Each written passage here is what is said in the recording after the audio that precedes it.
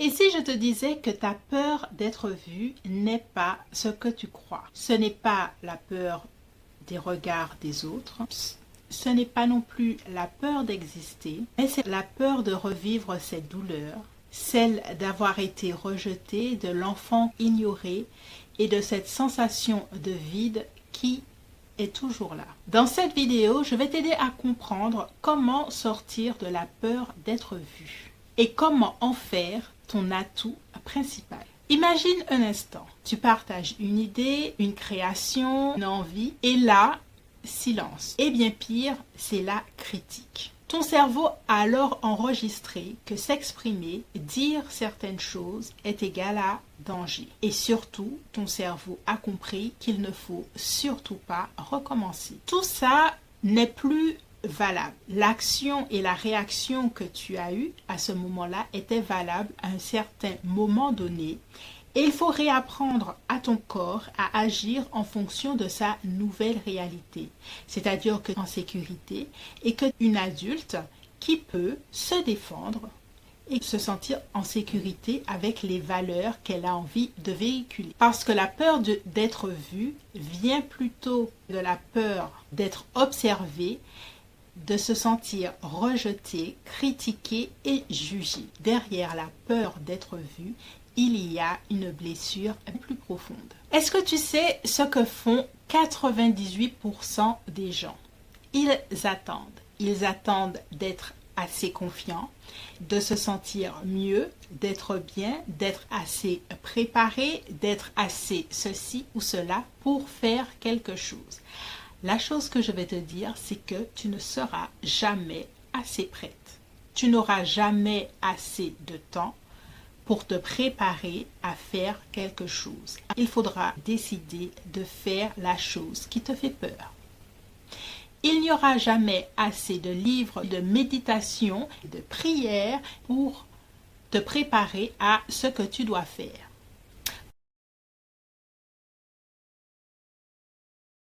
Bonjour, je suis Cindy, tu es sur l'Impératrice 144.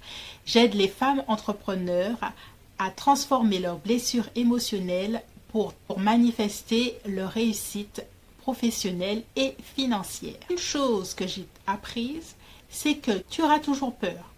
Tu ne te sentiras jamais assez prêt et il faudra simplement y aller. En fait, la confiance ne vient pas avant l'action. Elle vient après parce que tu t'es exercé à sortir de ta zone de confort et tu t'es exercé à rester hors de ta zone de confort. La vraie question pour celle comme toi qui a peur d'être vue, c'est de connaître les outils qui vont te permettre de rester hors de ta zone de confort, d'être vue. Comment faire pour être dans cette zone où les autres te voient tel que tu es, comment faire et te sentir à l'aise au fur et à mesure du temps. Il y a différents outils pour rester hors de ta zone de confort. Je vais te donner 5 étapes pour sortir de ta peur d'être vu. Tu vas d'abord identifier l'événement principal qui t'a mis en insécurité face au fait d'exprimer tes désirs, qui tu es, que ce soit dans l'enfance, que ce soit dans l'adolescence, que ce soit à l'école, que ce soit à la maison. Il y a principalement un événement ou même deux qui te rappellent qu'il est mieux de rester dans l'ombre que d'être dans la lumière. Tu vas prendre cet événement et tu vas sentir et écrire tout ce que tu as ressenti à ce moment-là. Quand tu as défini cet événement, ce moment, au lieu de te critiquer, de ressentir les choses que tu ressens, tu vas les accepter telles quelles. C'est un moment défini de ton histoire. Tu dois le respecter parce que tu as fait les choses nécessaires pour te sentir en sécurité. Tu dois aussi te dire que ce moment est passé et que tu es dans une autre réalité. Tu peux le dire à haute voix. Par rapport à l'événement X, je suis une grande personne qui peut me défendre, qui peut me protéger et aujourd'hui, je peux parler, être vue telle que je suis. Tu vas rééduquer ton mental, et ça c'est les outils pour rester hors de ta zone de confort, grâce à des affirmations et journaling, c'est-à-dire écrire ce que tu ressens. Il y a des affirmations positives qui disent « je mérite d'être vu »,« je mérite de m'exprimer »,« je mérite d'être entendu »,« je suis en sécurité ». En troisième partie, agir malgré la peur, agir dans ta réalité, les événements, les choses que tu dois faire, la caméra que tu dois allumer malgré tout. Et ça peut être des petits pas chaque jour, hein. C'est de te donner une routine à laquelle tu ne déroges pas.